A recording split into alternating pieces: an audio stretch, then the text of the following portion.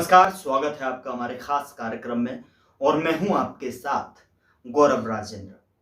जी हाँ, जैसा कि आप जानते हैं, आज एस्ट्रो मनी गुरु जो कि ग्लोबल स्तर पर एस्ट्रो फाइनेंस डिजिटल एकमात्र ऐसा चैनल है जो कि 42 कम्युनिटीज का एनालिसिस आप तक पहुंचाता है। शुरुआत करते हैं शो।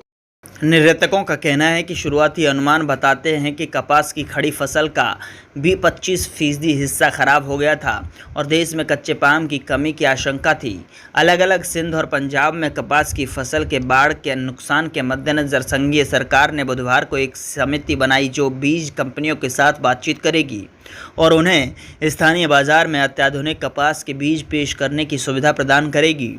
राष्ट्रीय खाद्य सुरक्षा और अनुसंधान मंत्रालय में हितधारकों के साथ परामर्श करने और कपास फसलों की उपज और क्षेत्र में वृद्धि के प्रस्तावों की समीक्षा करने के लिए एक बैठक के दौरान निर्णय लिया गया।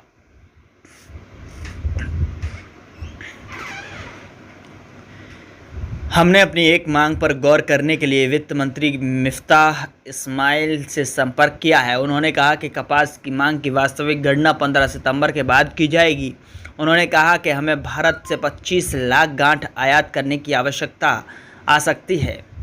उन्होंने कहा कि कम रसद लागत के साथ यह एकमात्र व्यवहार्य विकल्प प्रतीत होता है। मुख्तार ने कहा कि मंत्री ने उन्हें आश्वासन दिया है कि वह इस मुद्दे को गठबंधन सहयोगियों और अन्य हितधारकों के साथ उठाएंगे।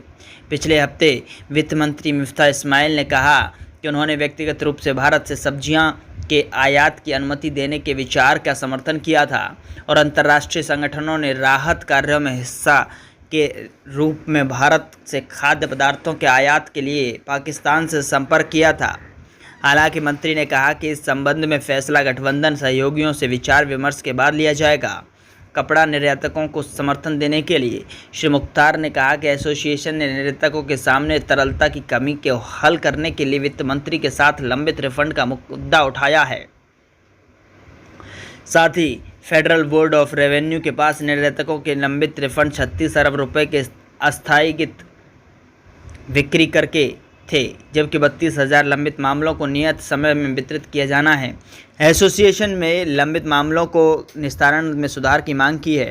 राष्ट्रीय खाद्य सुरक्षा और अनुसंधान मंत्री तारिक बशीर चीमा की अध्यक्षता में एक बैठक में प्रौद्योगिकी प्रदान करने वाली बीज कंपनियों को पाकिस्तान में अपने कपास के बीज का विपणन करने के लिए प्रोत्साहन करने का निर्णय लिया गया है।